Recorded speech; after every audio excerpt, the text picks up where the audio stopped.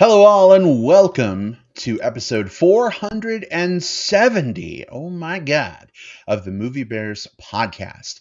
I'm Brad Harris, and along with my fellow co hosts, we review films either current or classic, or sometimes current and classic, all, of course, with a lovable bear twist. And we are here this week to review the Super Mario Brothers movie. Came out a couple weeks ago. Hopefully, most folks have had a chance to see that film, but if you haven't yet, that's okay. No judgment. We're going to talk about the movie for a little while, spoiler free. So if you're like, I'm not sure if I want to see it, I want another opinion, keep listening. We'll tell you what we think at least. We're also going to be bringing some awesome documentaries to you coming out of South by Southwest Film 2023. We always say on this show that the docs don't get enough love. So this week's South by segment is all about those incredible docs that you're going to want to see once they become available. So we'll put them on your radar. Be sure to stick around for that. All that jazz said, let me introduce you to those co-hosts that were aforementioned. Jim Pugliafico is with us in the virtual studio. Hey, sweetheart, how are you? I'm doing good. Thanks, babe. Glad to be here talking about movies again. It's been a little bit of time since our last show, but this one should be jam-packed full of good stuff. Can't wait to talk about this stuff with you guys. So come on, bring it on. Let's go. All right. Well, so glad you are here for this conversation. Will Lindis is with us as well. Of course, Will, you're in Austin. We're in Tucson. So outside of South by, we can't just like go out one door and immediately into another and see you anymore. But it's great to see you on video. How you doing? Hey, first of all, woohoo! And second of all, doing all right. The voice sounds a little off tonight. I'm just coming off of a cold, so if I sound kind of like this, a little bit, I don't know, a little Tom Waitsy, or whatever this is, then that's just my voice just playing tricks on me. So apologies in advance, or you're welcome in advance. I don't know. Thanks for the hard on. Let's go. Oh, got a cold fetish. It was more the deep husky voice, but the deep husky. Not so much the nose blowing and the runny nose. Yeah, runny nose. That's not so much good. that. Hey, not to kink shame or anything. I'm not kink shaming. I just will never use snot as lube. I'm just putting that out there. Not gonna yuck anyone's yum, but moving swiftly on. We've already got some folks hanging out with us in the live chat. Hey, everybody, welcome. We see you. You are seen. We're glad that you are here. Steve Sosa gives us a heart emoji. Hey, Steve, good to see you. Welcome to the show. All right. Well, as Jim mentioned, we have a lot to talk about on this week's episode of the podcast. So, Jim, Will, how do you feel about diving into our Super Mario Bros. Discussion? Will, I'm going to let you. I feel like I'm going to keep saying it a lot this episode, and I'm sorry, but let's go! All right. As I mentioned earlier, if you have not yet seen the Super Mario Brothers movie, we're going to talk about it spoiler-free for about, 10 minutes or so. And then we'll give you plenty of warning before we pull the lid off that can of spoilers. So you can, run screaming, find cover. That sounds scary. Okay, you know what? You can calmly step away, find something else to do for 25 minutes, and then come back. You're not going to want to miss the docs coming out of South by that we want to put on your radar. All that said, here we go. Our discussion of the Super Mario Brothers movie.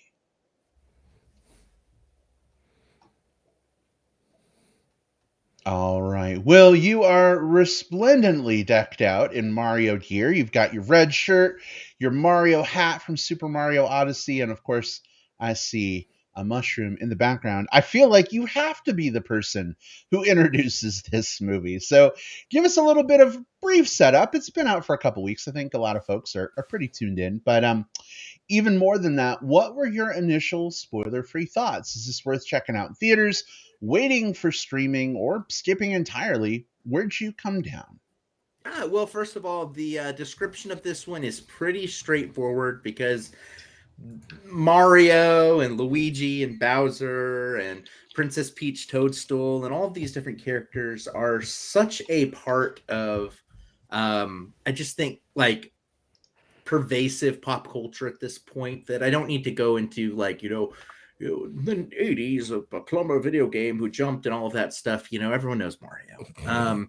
So this movie is very simply Illumination, the group that does like the Minions movies, Despicable Me, Sing, a few other things, doing their take on the story of the Mario Brothers on their journey through the Mushroom Kingdom.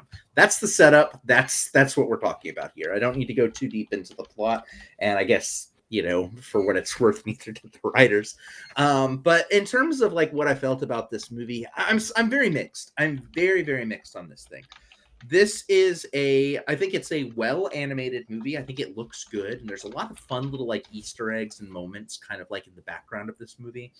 But it is such a threadbare story that it's almost going to be hard when we get to the spoiler section to really like talk about like what is and what isn't a spoiler, because it is very paper thin in terms of plot. I think the things that work very well, I think Jack Black does a very, very compelling job here as Bowser. Maybe some of the songs didn't work for me as much as they worked for other people. I really liked the music that played throughout the movie. And what I mean the score. The score was very good. The needle drops were very bad. And it's so weird to have a score or a score/soundtrack that kind of runs right through the middle. The needle drops were just awful. We'll talk about those. What I really wanted to see more out of this movie and that I did not get, and I understand why. For this being a movie about the Mario Brothers, Mario is the main character, as he's always going to be in these types of things. They did not give him a character arc. And that's sort of weird to see in a story like this, right? This is a character who doesn't really have to go through any, like, you don't have to challenge any of their beliefs, challenge who they are, and learn and grow. And I get it. The reason they're not going to do that is because he is Nintendo's mascot. So you can't really put a bunch of flaws on a character who's supposed to be like an icon for, a $1 million company. But at the same time, that does hurt it as a movie. Kids are going to enjoy this thing, and that's totally okay. And I've heard some pushback from people saying, like, don't be hard on this thing. It's for kids. And I get that. If your kids enjoy it, great. And I think that's wonderful. And I had a lot of fun with parts of it. But at the same time, if we're going to do this review and if we're going to do it honestly, I'm going to come to it with my honest opinions here. And I feel that we just came off of a year where we had Puss in Boots: The Last Wish, which I think was a fantastic kids movie, that told a very, very good story that had some dark themes, but also told it in a way that was compelling and complex and everyone in the family could enjoy. But you can also just put it on, let your kids watch it. To go from that to go to this, it's like, I think we can do a good job with kids movies, and we don't have to necessarily like talk down to them in terms of what they're allowed to have. So this is a very passable movie. I think, this one is one that it's a lowest common denominator film in that I think you can put this in front of any audience and you'll have an okay time. But it's really hard for me to walk out of this and say, like, you got to run, you got to hold down the dash button and go to see this one. Because it falls flat in some of the areas that I wanted it to really fly in. So I don't know, mixed. I don't know if it's not really a recommend or not. You're going to go see it if you want to see it. It's Mario. You're going to see it, I guess. But everyone's seen it. It's made so much money at this point. But I don't know. I wanted more. All right. Mixed feelings on this one. It sounds like if you fall down a warp pipe and happen to land in a movie theater playing this movie, it might be fun to check out, but otherwise. Yeah, I think if you're a parent, you're probably going to watch this thing 87 times, while you're doing laundry, while you're like putting things on for your kids to watch. And I think that that's totally fine. I don't know, just as someone who enjoys sort of like the art of film and, like I want character, I just was left wanting a bit. All right. Well, Will, thank you so much for sharing those thoughts with us. Um, Jim, you have a bit of a different relationship, I think, to Mario and these characters than Will and I do. Will, you being in the same age range as I, and I know we've talked about this before, our shared love of gaming. We grew up with all the different iterations of Mario on different Nintendo consoles. We've played tons of different Mario games. Jim, I think your experience with Mario was maybe just the original game on Super Nintendo. Well, Yeah? not yes and no. That's kind of true, but I did play a significant Mario Kart. Okay. Yeah, I was a Mario Kart player because I love the racing aspect and the competitiveness, and that game was fun to me. I didn't really get much into, deep into all the, I don't know how many variations of the Mario Brothers game that there were, but Kart was good enough for me. Yeah, well, it's funny. I am coming to this film in from a different, let's say, generation or a different viewpoint from you guys, but I think I ended up kind of in the same place.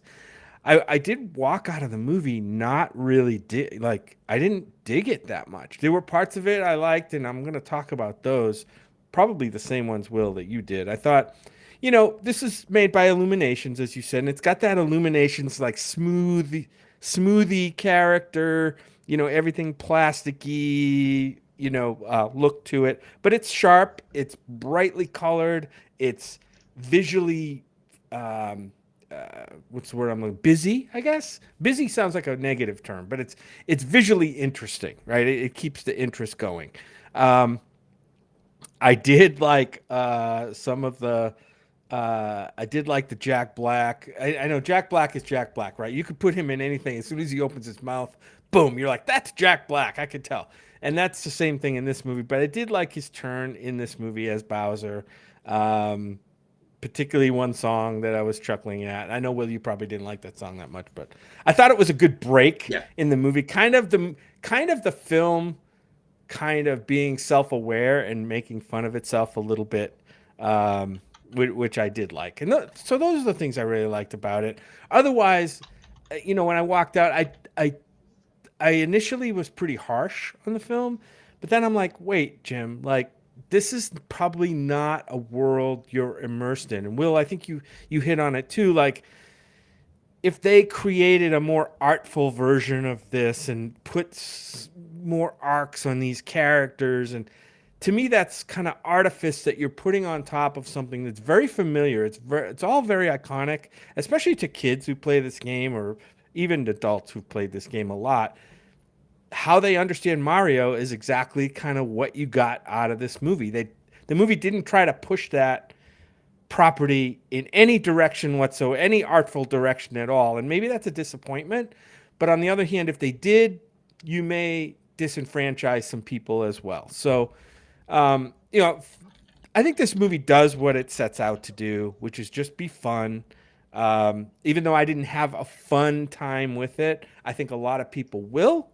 It wasn't super fun for me, but I know that a lot of people got enjoyment out of seeing their characters, punch blocks and jump and whatever, rescue the princess, whatever they do in these games, because really that's what you got. So I would say, yeah, if you're a fan of Mario and you like being in that world, you played in that world with the games and stuff.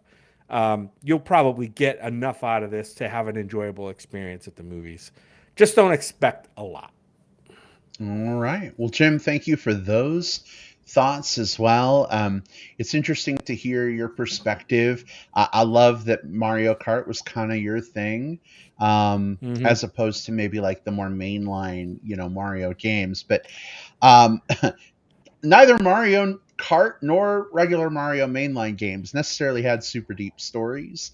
So it's interesting to hear that called out by you fellas, as part of a review for this film. I think I had a little bit better of an experience with this movie than either of you did. It was definitely tripping a lot of my nostalgia triggers. taking me back to playing the original on NES. There was a whole lot of just taking me back to like Super Mario Sunshine and Super Mario 64. And, those member berries were really making my dopamine hit. So obviously I enjoyed that a lot. But I appreciate that this movie brought this world of Super Mario to life in a way that was really visually interesting and super fucking cool. We did not see this in 3D, but I've actually debated going to see the movie again and seeing it in 3D because, as amazing as the visuals were, just seeing it, in digital DFX, whatever you want to call it, Limax, giant screen, whatever.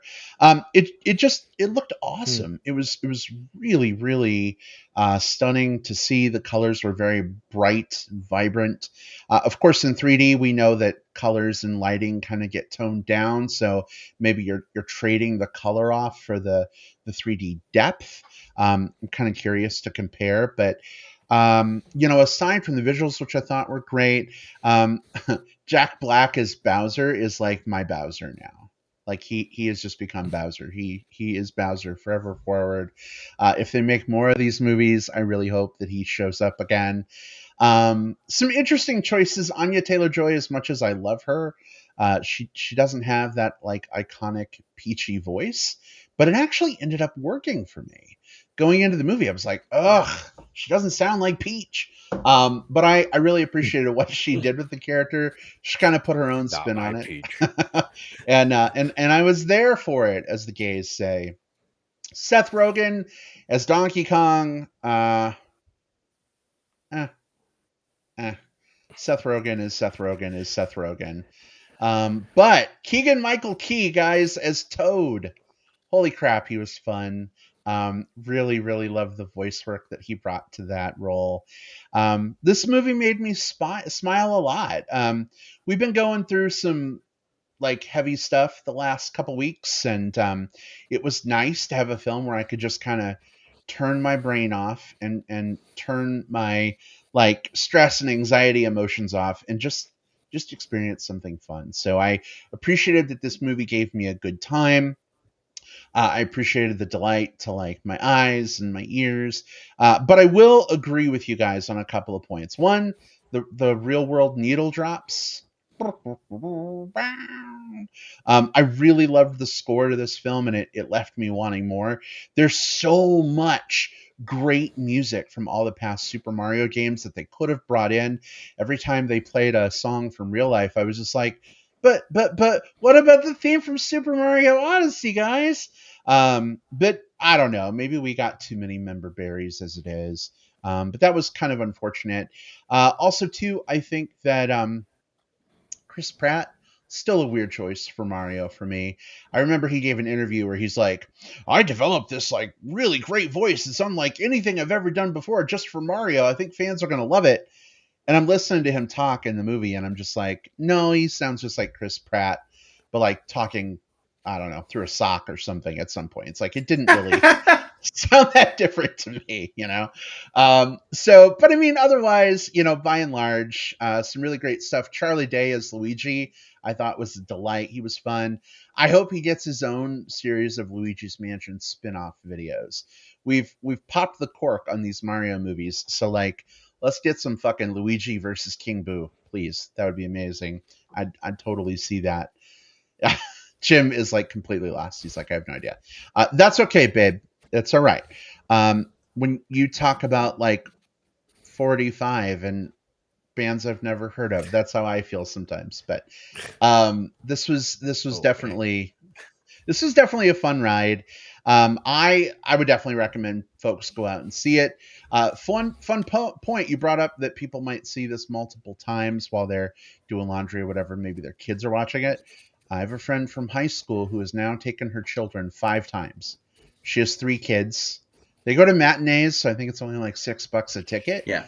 But like, that still adds up, So Those it's things no made wonder. money. Yeah. Yeah, it's no wonder that this movie has made as much money as it has. So I guess, kudos to Nintendo and Illumination. You mentioned something, and I think this is the kind of the bright side to this one for me. Because again, I didn't dislike it. It just I really wanted there to be something with like it doesn't even have to be like deep or anything like that. I just needed something more out of the main character story. But here's the thing. I think that I'll be able to get that when they inevitably make a sequel, because Mario is the type of character who unfortunately can't really have like character arcs, because he is a mascot, right? But all of the characters around him are not mascots the same way. So Luigi kind of has a bit of an arc in here. Bowser kind of has a bit of an arc in here. Princess Peach didn't really, but at the same time, you could see how one could exist, right? I would bet $1,000,000 on this next fact. If they make a sequel to this, there's going to be some bigger bad, and Mario and Bowser are going to have to team up, and the arc is going to be like Bowser having to like be less of a dick, essentially. And I'm here for that. Like that'll give me what I want for it. So this, I feel like, is the necessary foundation that has to be laid for like future ones of these to do something a little bit more. Again, not like crazy deep or whatever, but just like a little more interesting. For sure. We've got a couple comments in the live chat. We'll get to those here in just a moment. But Jim, I saw your mouth open just as I said that. So go for it, please. I don't know if I can recapture that idea. So, I mean, since we've been doing this podcast, guys, we've always talked about like video game movies, right? And where, how in general they have not been very good. And I was just wondering, like, and this one, it's kind of mixed from us, right? So where do we think this one falls in kind of the pantheon of video game movies that are directly drawn from a video game? I think this one is incredibly true to its source material and brings in all the familiar elements from the games and doesn't do anything particularly new with it. No. But I mean, this was the movie I kind of expected back in the 90s when we got the Bob Hoskins movie. So I really like what they did. And I think it falls on the good side of things. Yeah. So we're talking like Pixels, Pikachu movie, Sonic movies, those kind of movies. It's kind of in that same realm. Better than all of them for me. I put this one under Detective Pikachu and Sonic, to be honest. I thought those were better movies. I put this one just under Sonic, but above Pikachu. Yeah, like and certainly Pixels at the very now. At the grand scheme of things, like if we're only talking about those four, this one ranks lower for me. But yeah. I will say this, like when we're talking about the history of video game adaptations into a film version, the vast majority of them are pretty bad. So I would put this one definitely in the upper echelon of like in the upper top. Yeah, oh yeah, this one is like in the like S tier for Smash Brothers fans. This is in the S tier of video game adaptations, even if it's not my like number one with a bullet or whatever. It's unfortunate though for all of these that, and granted it's a different genre altogether, but it's unfortunate for all of these that The Last of Us came out, because I think that's The Last of Us as a series has ruined me on what an adaptation could be, to be fair. Yep.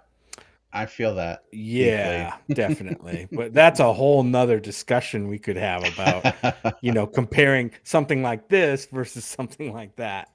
Other than the fact that they're both video game adaptations, that's about the only parallel that you might be able to draw. Yeah. I want to get to these comments from the live chat real quick before we move on. D Geek Will, if you haven't seen his show yet, definitely check him out on YouTube. He says, Jack Black, Keegan-Michael Key, and Charlie Day put in the best work as the voices for their respective characters. And Will absolutely agree with you. I think they were real standouts for sure. And then Steve Zosa says, let this movie be the intro to the video game universe that culminates in a Super Smash Bros. Movie a la the Avengers Team Up. What do you think of that idea, Will? That would be easy. Like, and I think that's the, you know, I think that there is right now some set of like writers and producers and like people with like really big titles and really big dollar signs attached to their bank accounts who are right now looking at the money that this movie made and are thinking, okay, geez, now how do we make this? How do we franchise this? How do we turn this? Like, we know that someone is drawing up those plans for that shared universe right now. They would be foolish not to. Smash Brothers is where it would come from, of course, and it would not be too difficult to do because realistically, we already have like a bunch of characters, Mario and Donkey Kong and Peach and Luigi. All of those characters already exist. Sonic now exists on the screen. He's a big character in the Smash Brothers movies. Pikachu exists on screen. He would be easy to turn in here. So all you have to do is like a Zelda movie and a Metroid movie, and I think you're covered. So what I would totally anticipate us seeing at some point, if I'm putting my my tinfoil spoiler hat on, we're going to see in whatever the sequel of this is, it's probably going to be something like Mario Galaxy or something like that. And at some point there's going to be some sort of scene where they're doing something on a planet and like Star Fox's plane flies by just to plant that little seed for it. That's going to be my I'm calling it from half court shot right now. I've heard of Smash Brothers, Super Smash Brothers. I've seen somebody playing it over their shoulder a couple of times, but I don't know much about it. So I assume all these characters you mentioned are kind of part of that game. The best way to kind of describe Super Smash Brothers, it is a platform fighting game produced by Nintendo, where they basically take all of their franchise characters, or all of their main franchise characters, and pit them against each other. The idea of it is sort of like if you're like a kid with your your toy chest with your Mario action figure and your Link action figure, your Ganon action figure, and your Donkey Kong action figure, and you're kind of smashing them together and playing with them. The video game feels like that, just all of these characters smashed together as you just kind of wail it against each other. It's also got a really, really it's got long legs as a franchise because it's got one of the biggest competitive esports gaming communities that exist. Okay. Yeah. And if I'm not mistaken, my memory is triggered here. Was there a Mario Golf game as well? Yes, there was. Mm-hmm. Yep. I did play that one as well. Oh, nice. Of course, I like golf, and I remember playing as some of the characters. And in fact, there was if you have a Switch, there was a new version of Mario Golf that came out last year that was pretty good. Not just for golf game, but it had it lets you kind of do some wild stuff too. So. Yeah, I don't know. I know we're going to get into spoilers, so let's move on, and I'll bring my point up during spoilers. All right. Well, Jim, I think that this is probably as good a time as any to make that transition. Will, let me just confirm with you. Are you good with spoilers? Sweet. Thanks for the thumbs up. I appreciate that. All right. So we're going to go ahead and open things up to spoilers for the Super Mario Bros. Movie. If you haven't yet seen it and you don't want to be spoiled on the plot of the film, now is your chance to step away for the next 16 minutes and then coming back for the South by Southwest documentary part of our discussion. You're not going to want to miss that. If you haven't seen it and you don't care about spoilers, well, feel free to hang out with us anyway. But they are officially fair game for those of you watching on YouTube. We even put a nice little scroll at the bottom of the screen to let you know spoilers are taking place. Jim, why don't you kick us off here? Because I think you had something burgeoning you wanted to discuss before we made the jump. Yeah, I kind of wonder if part of the issue that I have with some of these video game movies has to do with characters, or maybe most of it. Movies that I love generally have great character, dramatic movies anyway, or action movies generally have great characters that are drawn, right? They have depth, they have something that draws you to the characters. Whereas a property like this has characters, but how much character do those characters have? They have attributes, but do they really? I don't know. Is there what draws you to one of these characters? You don't. I don't know. They just don't seem to have much depth. You know, there's a bunch of characters. Yeah, everybody picks their favorite characters, maybe because they can jump or they look cute or, you know, they have a cute voice or something. But like what I don't know, when you create a story, it's about interaction of characters, and to me that's where the strength of the story comes. Whereas gameplay is just that. You're getting through the game, you're going through tunnels, you're busting blocks for coins and shit. So I'm just trying to figure out where a movie like this goes to try to make characters better. You know, first, Brad? Because I got an answer, but I think you were on the higher Yeah. end. So where did you kind of feel on the character side? Well, I think that I don't know, maybe part of it is that I grew up with Mario, playing all the different Mario um versions that came out for different consoles. The voice of Mario like is so ingrained in my head that like I don't know, it's just part of my DNA at this point. So like um I don't know. Mario's not a particularly deep character, but seeing him on screen does sort of draw from that like well of like positive memories and experiences with those games. Same thing with like Peach and Toad and Bowser. It's funny, like growing up, I actually hated Bowser. I did not like Bowser like at all. But in my adult life, he's become one of my favorite characters. It's not because he's a thirst trap in this movie, Will. Oh, Although okay.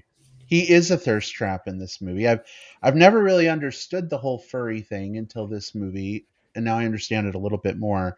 Uh, but I don't know. There's just something about seeing characters, that you've seen since they were 8-bit become 16-bit, become 64-bit, become fully realized, fully CGI'd on a huge screen. Um, the only problem is the voices are different. The voice of Mario made a cameo in this film, but Yes. Mario himself was not voiced by that voice actor, unfortunately. And same thing with like Peach. Toad sounded pretty toady, but Peach was a vast departure. So it's almost like there's a little bit of dissonance there. I wish I had those original voices. It'd be like having Optimus Prime in a Transformers movie and not fucking have Voiced by him Seth Rogen. be voiced by the original voice actor, but yeah, by fucking Seth Rogen, Autobots roll out, yeah. So, but I mean, I don't know. Does that answer your question a little bit? Like, It does. It does. I guess my not being nearly as familiar with the games as you. Does Mario actually speak? Like, I know he has expressions like "Let's go" or "We" wahoo! or whatever. Does he? Yeah, wahoo! Does he actually interface with it? Does he actually converse? It depends on the game and How depends do you on the get a character? mode. Yeah. Because like a lot of times it is just vocalizations, but he's also been in RPG games and that, and so there is some dialogue in those. But he is, and this kind of goes to the point that I was making before, and it, I think the problem that we run into here with this specific movie is that I feel like this movie, the disservice that it does is it sidelines some of its support characters, the ones who actually have potential for arcs. So we don't get to see those. So for example, you don't need to have 87 pages of backstory for a character to be compelling. No. Luigi is a really good example of a pretty dang interesting character within this movie. This is a character who, if you look at like what's his strength, what's his weakness, this is a character whose strength is he has devotion and love for his family. What's his flaw? He's afraid of things. And so his arc is having to combine those two different things. So can he overcome his fears to help protect his family? We got to see some of that, but so much of it happened kind of off screen because Luigi was mostly captured during this one. Whereas Mario, his openings, his sort of character arc goes from I can do anything as long as Luigi and I stick together to solving his problems with I can do anything as long as Luigi and I stick together. So he doesn't have to make any fundamental change or do anything. And again, it's because Mario as a character isn't allowed to be as fluid as other characters in other things because he has to be a mascot. It's the same reason why Mickey Mouse is probably the least interesting of the Mickey Mouse characters, because Mickey has to be a mascot, whereas Donald can do a tirade and Goofy can be silly, but Mickey has to be like, you know, always related to positive things. Bowser had an interesting story here. You know, he has this like, I want to conquer everything, but also I kind of want to fall in love with Peach thing, which was really fun to see. Even, and I'm going to put the voice aside because the voice was dumb. I liked that they made a pretty bold choice with Donkey Kong. They decided, what's the storyline here? Well, he's a himbo, which I thought was a fun idea. He's a himbo who is sort of put on a pedestal by everyone, but also not allowed to move outside of that mold because of what his father, Cranky Kong, tells him to do, and he sort of finds his own way. That's all cool stuff, but all of those little storylines happen in the background of Chris Pratt, like, just, I don't know, like yelling things at Peach. So I that's why I'm more excited for a sequel. I said that before, because a sequel for a franchise like this almost always elevates a supporting character to kind of the main focus. And I really have a feeling there's going to be something really interesting with whoever that character happens to be. So that's my thought on character. You know, there's some good characters in this. It's just, unfortunately, Mario sort of suffocates the life out of those stories. But the movie had to do that work. I mean, playing the games, you don't get that sense of character, right, from these characters generally, right? You get none of that. That's all a layer of character work that the movie lays on. I'm not saying it's bad or good. I'm just saying that the movie has to develop that in order to tell its story, basically. Yeah, the movie has to develop it. And of course, it's not creating these things necessarily whole cloth. Like, they drew the Luigi stuff from Luigi's Mansion games. You know, it's basically him fighting ghosts, and so he's so the scary guy. Yeah. They've been really trying to rehabilitate like the Peach thing of like, well, she's not just a princess, she gets captured, so how do we put her more in a more active role? And even Bowser, like, exploring the reasons why he's always capturing Princess Toadstool is something that we've seen in some of the games. So they're pulling from some of these different things. But you're right. The movie, I think, to its credit, does a good job of showing these supporting characters and saying, here's what they have to overcome, and giving them the opportunity to do it. Yeah. And we're talking a little bit about the Bowser character and sort of his motivation, his wanting to, you know, get married to Peach. I really loved the Peaches song that he sings on the piano. I did love that, actually. Well, I sense that you probably didn't. I didn't, but I loved how silly and stupid it was. Yeah. I loved it the first time, not so much in the stinger. But I actually was talking to our friend Kevin earlier, who told me that song has apparently broken into Billboard's top 100. And I just checked. It's number 83 on the Billboard Top 100 right now. I think that says more about the Billboard Top 100 than about that song. It's also, I believe this is the case. I may be wrong on this, but I believe I also read this is Jack Black's first Billboard Top 100 song. Oh, he's had albums that have done well, but with because his video singles, you know, stuff like that, don't necessarily get like a ton of radio play. So, but you know, now we're in the age even of with like Tenacious D. Yeah. Okay. Yeah. Well, fellas, any final thoughts on the Super Mario Bros. Movie before we make that jump forward? I do want to go back to the needle drops a little bit, and there are a few really ones, and I most want to say, like, I have to post a retraction for a previous comment I made. And you might know what it is. When we reviewed Tetris, I think I said something to the effect of, I have never heard a bad version of the I Need a Hero song used. Like, when you put it basically in any movie, it's a winner. It's a great needle drop. And now within a week of that, you've heard a week later, this movie like used like Training Montage. You know, when Training Montage happened, this movie got so predictable with its needle drops. It's like, it's either going to be I Need a Hero or Eye of the Tiger.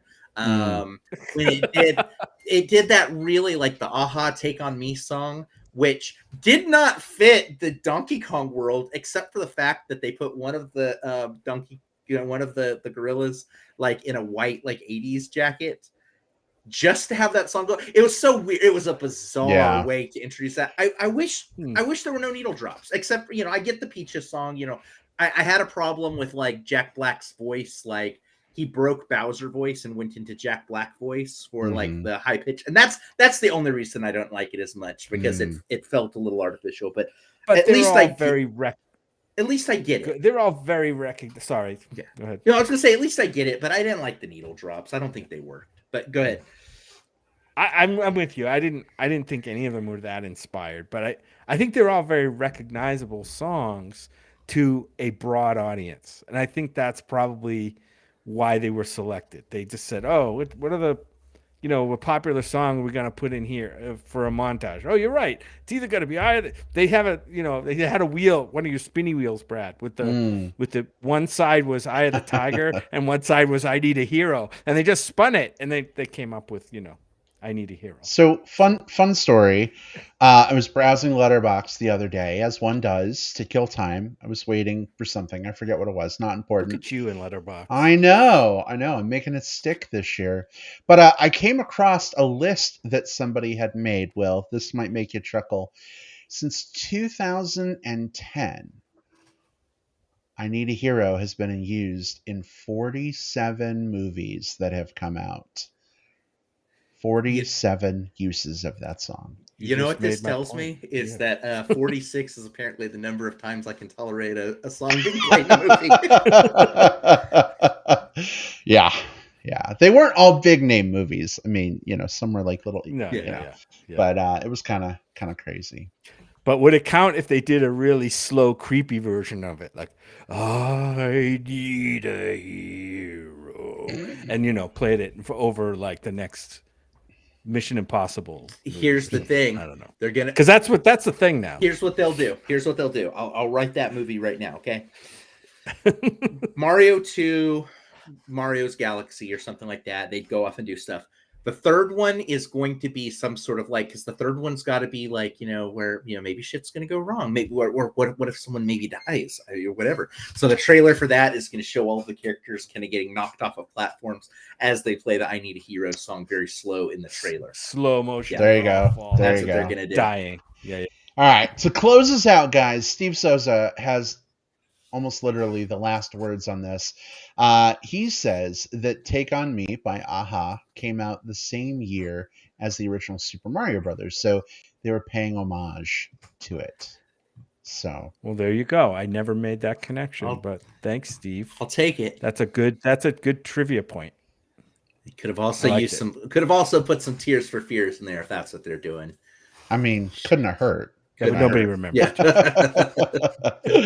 All right. Well, thanks for a fun discussion, everybody, on the Super Mario Bros. Movie. Definitely great to chat with you folks and hear some thoughts from all of you out there in listener land. If you did not get a chance to listen while we were live recording, that is completely okay. We still want to hear your thoughts. We still want to know what you think. So hit us up on social media at MB Podcast on Twitter, or search for Movie Bears Podcast on Facebook. Find one of our posts about this episode and leave a comment. Tell us what you thought of the movie. Definitely curious to hear what you think. Thanks so much, everybody. All right, Jim. Well, are you ready to give some documentaries some love? Yes. Absolutely. Yes. Yeah, finally. We love some documentaries. All right. Oh, Ben in the chat says, I missed the show. Bye, all.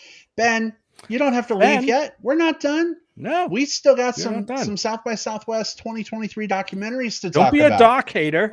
Don't be a doc hater. No, you're good. He says, I didn't miss it all. No, you didn't, Ben. Stay here where we love you, please. And hopefully we'll put some cool docs on your radar to check out once they're available. All right, so let's do this. Will, since you introduced the movie for us, Jim, maybe you could talk a little bit about what the heck South by Southwest is, because some listeners may not have listened the last few weeks. They may be unaware maybe you could fill those folks in. What the hell did we do for a week? Yeah, so we were in Austin. God, now about 6 weeks. I don't know how long ago, 5 or 6 weeks ago, maybe. Um, and saw a bunch of movies, as we've mentioned a few times. And this would be like this the 10th year, 9th year, 10th year we were there. Um, every year, This was I our say, this was our ninth year. We started going in 2014.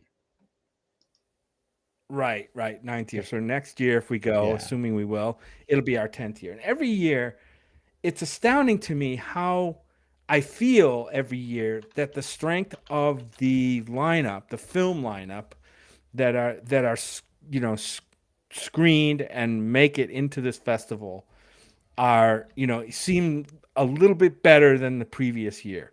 Like, and it's funny because we go into the festival and we're like, oh, how's this lineup going to be? And we get the lineup and we get excited, but we're like, oh, is this really as strong as last year's? Because we saw some amazing movies, and god darn if it doesn't end up being better even than the previous year. And this year was absolutely no exception. I think many times each one of us commented like how great these films were, and so great job to the films, screening team, especially, and the head of South by Southwest Film, which is Claudette Godfrey, who replaced longtime head Janet Pearson, who we love, who we did see at the festival, which was Yes. awesome. But yeah, the staff for South by Film really put on a great festival this year in terms of the quality of the movies. And documentaries are always strong in this field, and they were elevated as well this year. And we're going to talk about some of those films, documentaries, which, man, I hope people get to see some of these documentaries, because really, the ones we're going to talk about today were the kind of the top of the crop. We probably saw 6 or 7 documentaries, and we're going to talk about 3 today. But these were, I think, by consensus of us anyway, the top of a very good crop. So, Brad, I'm going to let you kick off and talk about some of the ones we saw. Yeah, absolutely. So, Jim, thank you so much for that great setup, letting folks know what South by Southwest is. I'll just add on to that. It's not too late to start planning for next year. We are working Oh no. to organize a podcaster meetup, getting folks from all the different podcasts that we've partnered with in the past to come in for one big hurrah. So, if you want to come join us for that, it's going to be a lot of fun. Now's the time to start looking at booking hotel rooms while they're available, unless you have friends in the area that you can stay with. But yeah, South by Southwest was great, and I think it's awesome that we have an opportunity to give some documentaries some love. So let's jump in and do that with our first documentary, which is called A Disturbance in the Force. Here's the IMDb description. Investigating the infamous Star Wars holiday special from 1978, A Disturbance in the Force is a fun behind the scenes story of how it all got made. I feel like that description leaves me a little wanting. This movie really had a cavalcade of folks that they talked to about this crazy, zany Star Wars holiday special that came out. We got to hear from people like Seth Green, Kevin Smith, Weird Al, Bruce Valanche, Gilbert Gottfried, rest in peace, and Donny Osmond, of all people, Mm. converge their voices together to walk us through the craziness of how this special was made. And I'm curious, I know we all liked this one quite a bit, but maybe we could just talk, for a minute or two, without spoiling, of course, because we don't want to take the magic away from folks when they get to see this. But what catapulted this doc to the top of the list for you guys? Well, listen, I'll start. I will say, that this, not, pretty much everybody, I would think, in assuming, maybe in the Star Wars fandom, but even outside the Star Wars fandom, has either seen or heard about the Star Wars Holiday Special, either on bootleg or however it's available, but it's out there, right? It can be probably on YouTube for all I know. And, it's it's kind of universally the butt of a joke, right? Within the Star Wars universe. But what I loved about this documentary about the making of that and the whole kind of phenomena around it was how it came to be. And it totally makes sense to me now. How did we end up with what some people might call this giant piece of crap, right? How did we end up with it? Well, this movie explains it very well. As a child of the 60s and 70s myself, um, this movie was created not by science fiction writers and storytellers and George Lucas, even though he was like peripherally involved, and it was his property that they were sandbox that they were playing in, but it was produced by the folks that produced TV variety specials. If you remember back in the late 60s and 70s, up to the point of this movie's release, you had the Bob Hope comedy special. You had the Donnie and Marie Hour. You had the Sonny and Cher variety show. You had Glenn Campbell variety, like all these shows that were very, very, very popular on TV. So they said, well, wait a minute, we've got these um, incredibly popular TV variety shows, and we got this super hot property called Star Wars. Let's mash them together and make a variety show about Star Wars. And that's how this came about, and that totally made sense for the time.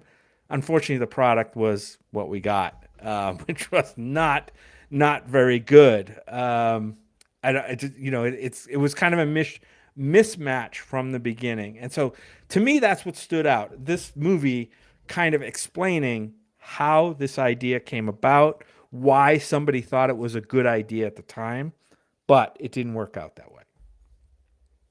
Yeah, I think what's so great about this one is it captures two things. Well, like one, it takes this one really interesting part of this one subculture's like relationship with that subculture, i.e., the passing around of the holiday special tape, kind of the how we mythologized it, and then how it eventually became something that everyone could watch. I think that's really compelling, the how it was made and all of that. But just as importantly, it strikes on something that I think is going to be very popular, because there is a type of documentary right now that is very prevalent and very popular, and for good reason, like these pop culture documentaries, right? We've got these, like, the movies that made us and the toys that made us over on Netflix, In Search of Darkness, the horror, like every horror movie ever made documentary on Shudder, Class Action Park, The Last Blockbuster, these things that are like, they're sort of light viewing, but they're interesting viewing. I said before, the Mario movie is going to be something that, people are going to be watching a bunch of while like doing laundry, while it babysits their kids.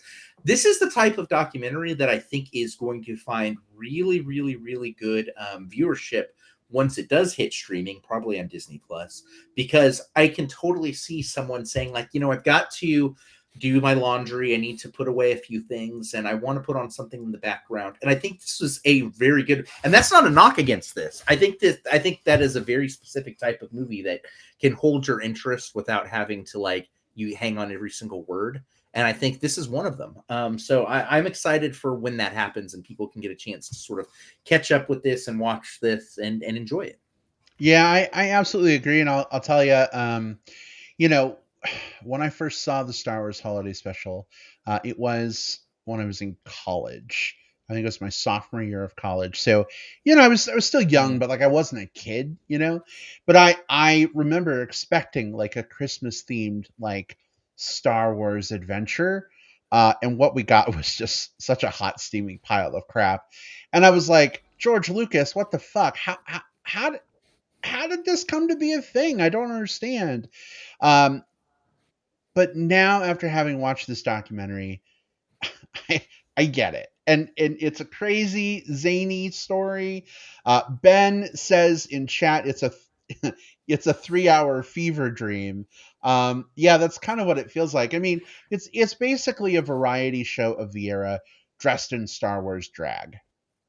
Like Yep. it's got the clothes, it's got the makeup, it's got all the things, but it's not like good drag. It's like, I don't know.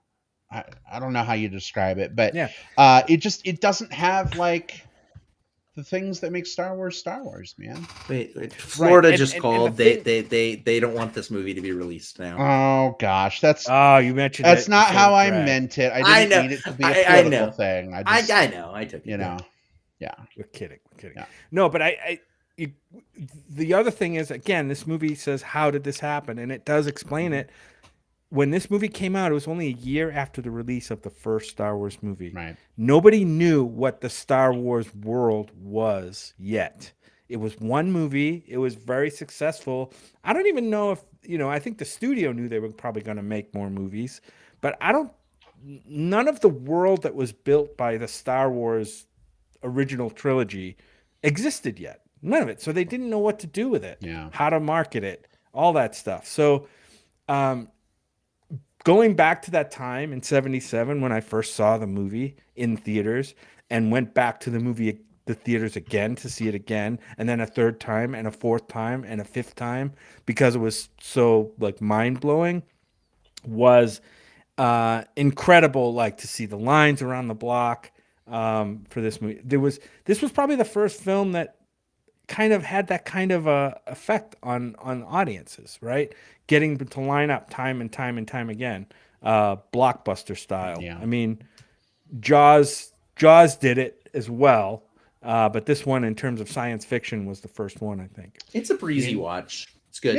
Yeah. Well, hopefully it becomes available for you to consume soon. When we get word of when that is, maybe we'll put something out and let you folks know. But keep your eyes peeled for that one, guys. Are you ready to move on to our next doc? Let's do it. Sure. All right. So this documentary is called Citizen Sleuth, and here's the IMDb description. A true crime podcaster from Appalachia blurs the line between fact and entertainment as she investigates a mysterious local death. As podcasters, I think this one spoke to us maybe a little bit, but I'm curious to hear what made this one so special, guys. For me, there's this some sort of magic that happens with a really good documentary where if a good documentary is doing what it's supposed to be doing, it's capturing all of these organic, sometimes by chance, sometimes through a lot of footage, and turning them into a story that feels organic and feels like it has a character arc, like naturally. And that's what this does.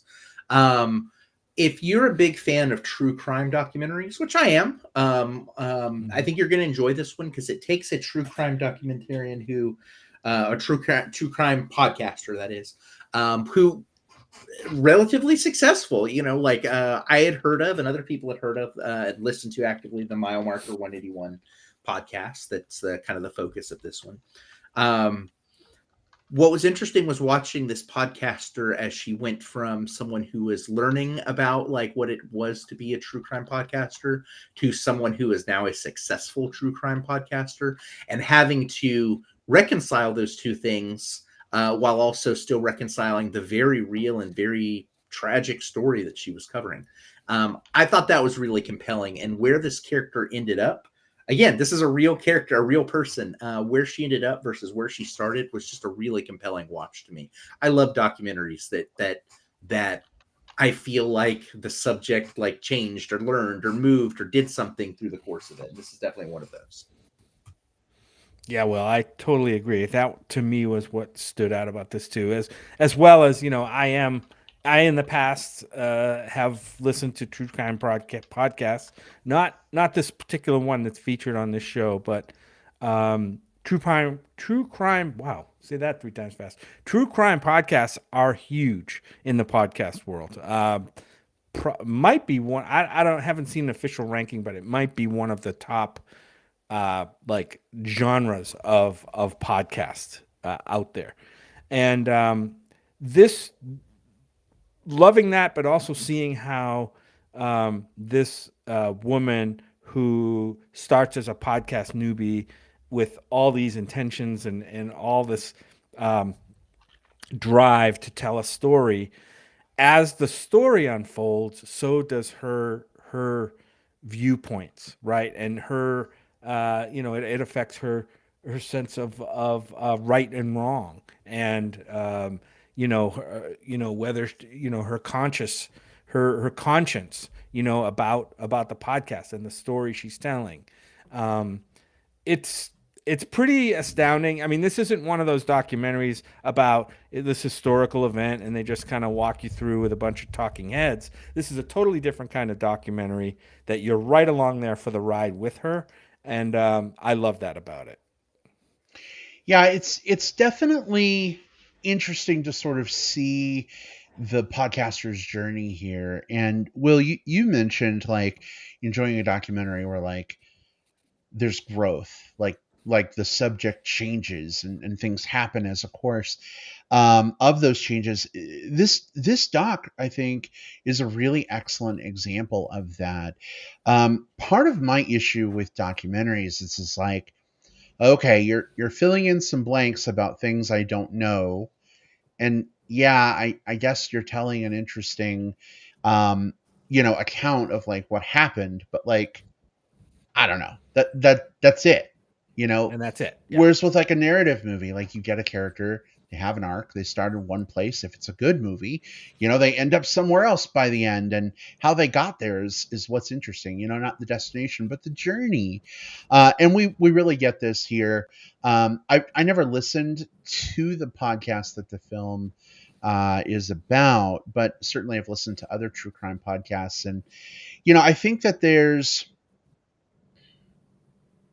a pertinent question right now when it comes to true crime podcasts, in that podcasters think that they know more or have better, research skills or investigative abilities than people who are like professionally trained to do these things. Right. And with a podcast, everybody has a megaphone. They can shout to the heavens whatever they want. But when you're dealing with like criminal cases and talking to people that are involved, and I mean, you're affecting people's lives, especially if you're putting out like a potentially false narrative, or you're not getting sources for the claims that you're making. And I love that this documentary tackles the podcast hosts' misadventures with the truth. And sort of the intersection between like good intent but bad follow through. So I really appreciate the way that we kind of see things unfold and kind of hear where she's at the end compared to, kind of earlier on in her journey. So that's why this one really stood out for me. And I think it's worth checking out once it's available. Yeah, I mean, Brad, you hit a really good point right on the head. I mean, we live in an age now where everybody has a theory about everything, right? People are throwing out their conspiracy theories, or as soon as something breaks in the news, it's like everybody on social media has a theory.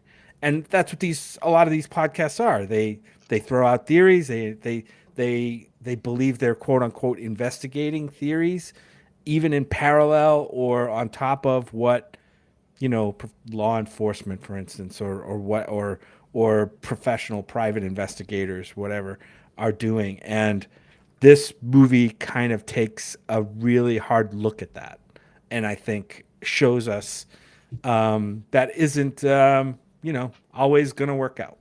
Coming this fall, the True Crime Bears podcast. Yes, True Crime Bears. There you go. Sleuth Bears. The Sleuth Bears Nice. podcast. It's kind of why I like doing a movie podcast, because we get to just give our very subjective opinions about movies.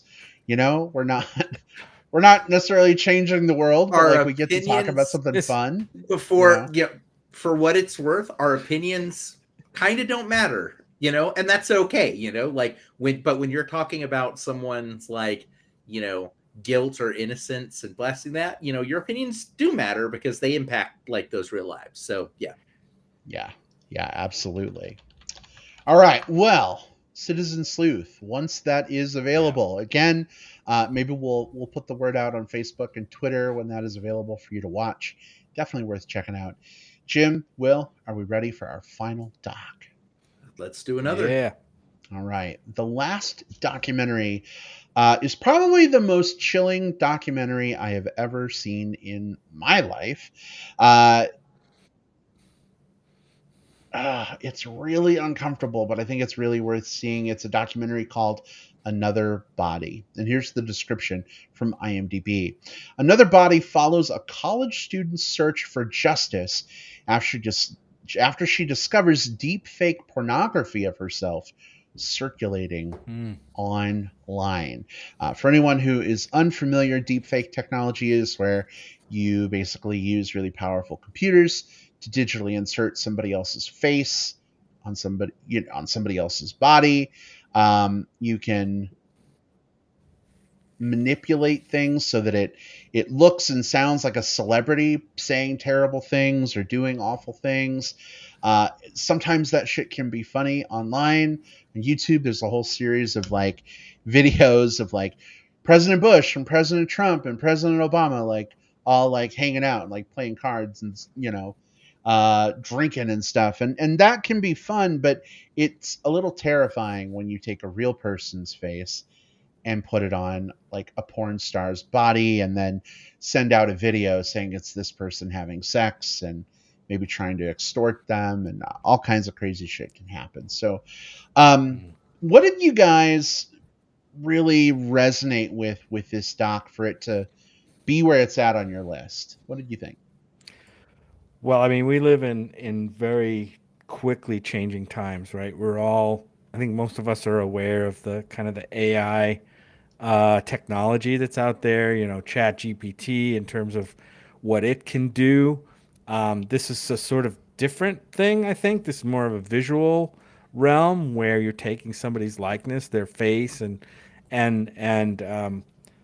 using it, embedding it into other scenes, if you will. And in this case, it had to do with pornography. This young girl, college woman, was her likeness was basically stolen from her by somebody or some entity and put out there as porn for somebody's monetary gain. Basically, I think that's what this one was all about. It's super frightening. It was interesting that the movie examined what laws are out there.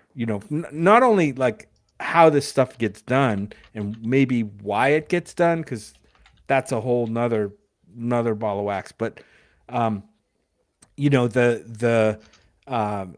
I mentioned how it gets done, but why it gets done, but also the God, I forgot what I was going to say now.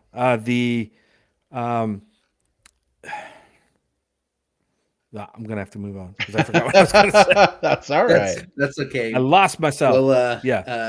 We'll deep fake an answer in later on. Deep fake, just deep fake the answer. Chat GPT, I'll type it up. Here's the thing about it that's so interesting, because you're right. Like that we're in very quickly evolving technological times. From deep fakes to AI art to Chat GPT. These are all things that you go back a year ago, 3 years ago, 5 years ago. In different these quickly evolving like epochs back didn't really exist, or didn't exist the way that they exist now, right? And this doesn't mean that these technologies are bad at all. There are some very dramatically important things that artificial learning, what is it like? The AIs that the machine learning, that's the word I was looking for, like machine learning that does that. They've done these things where you can scan blood cells and find cancerous cells way quicker and way more accurately with certain types of machine learning than you could if you were just the human eye going through. Now the human eye still needs to go in and kind of verify and modify and then do stuff with this, but it can be a very powerful detection tool. It can be a very powerful creation tool.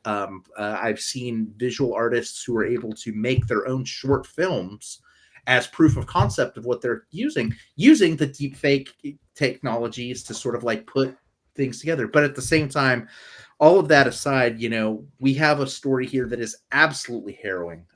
This girl's saw the other side of it, which is because these tools are available and accessible and can be on anyone's computer as long as you download the right thing and have a beefy enough rig to do just some basic computing. You can put together some horrendous stuff. In this case, her likeness was put on a porn stars, like on hardcore porn, released. And she's not the only one this has happened to. This is a very prevalent, widespread thing. So what I love so much about this movie is it did a couple of things. One, it examined, like you mentioned, the legals part of it. And two, it never really felt to me as though this was a finger wagging, like these tools are bad type of documentary. What this was saying, hey, there's some complexity to these tools that we need to examine. And that's a very, very true statement. I think, it's not just a matter of if the tool is good or bad or not, but it's how we legislate it. It's how we use it. It's how we put it out into the world, all of those types of things. And I don't want to spoil this part, but I will say that there's a neat little conceit that this film does that I thought really hammered home the core point that it's making. I don't want to say what that is, but if anyone gets a chance to watch it, Another Body, clever. Mm-hmm. Agreed. Yep. Agreed. All right. Well, that was the last of the 3 documentaries that we picked out from our list to talk about, but by no means are those the only 3 docs that came out. We're lucky to have seen several others, but these are definitely, Jim, I really like what you said earlier, the top of the crop. I think that should be a hashtag. When these 3 documentaries become available, we'll definitely try and give you all a heads up, but definitely be on the lookout for those. Just to give you a heads up, next week concludes our South by Southwest coverage for 2023. I know. At least our direct coverage. Yeah. Some other movies we saw are going to be coming out later this year. We may reference South by again, but it'll be next week will be the final episode of our official coverage. We're going to be reviewing Evil Dead Rise. Yeah, looking forward to that discussion a lot. So be sure, go see Evil Dead Rise this weekend and then come on back next week. You don't want to miss that discussion. I think it's going to be a really fun one. But in case people just can't bear the thought of not being able to chat with us between now and next week, Jim Polafka, where can people interact with you online?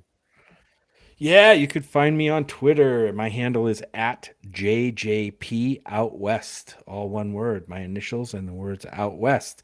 Also on Letterboxd, you can see my movie ratings and reviews on Letterboxd. Also @JJPOutWest. And then find me just on Facebook under my name, Jim Pugliafico. All right. Excellent, babe. Thanks so much. Will, how about for you? So you can find me on Instagram, Twitter. I'm at Whatever Cove. I'm on Facebook. My name is William Lindis. Just give me a message first so I know who you are. Look for me on Letterboxd, reviewing things over there. You can look for either William Lindis or Fundamental. You can find me on TikTok. I'm at The Movie Bear. And honestly, look on some of the adult sites. You can not find me, but you'll probably find like a deep faked version of me. Yeah. You in your Mario hat on a hardcore bear porn actor. I'd watch that. Sometimes you go into the pipes and sometimes the pipes go into you.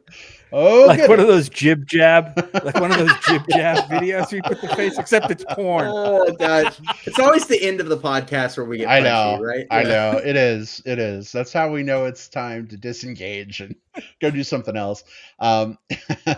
Folks, you can connect with me on Facebook. Just look for Brad Harris. I'm the one who likely has Chub, Chaser, Bear, etc. friends in common. Please send a message first so I know you're not a clever, hairy chest presenting bot. You can find me on Twitter at iBradPro. You can also find me on Letterboxd at iBradPro. Have had a few different folks follow me recently who have actually been reading my reviews, which I cannot believe. And they're like, why don't you write reviews for every movie you see? And now I feel shamed.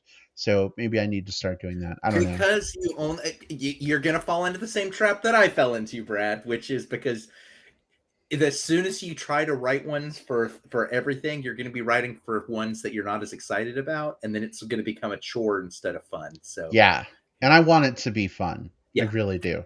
So I don't know. Maybe I'll rethink my stance to some degree. We'll see. But I'm Brad Pro on Letterboxd. Feel free to follow. I'll follow you back. And I think that's it for this week, everybody. Thanks so much for joining us. It's a great opportunity for us to chat movies, something near and dear to our hearts. And it was great having folks with us in the live chat. For those of you in listener land who listen via the magic of digital tape delay on Apple Podcasts, Spotify, etc., we love you just as much as our live listeners. Thanks for tuning in week after week, month after month, year after year. We appreciate you very much, and we will see you all next time. Bye, everybody. Take care. See ya. Bye. Bye-bye.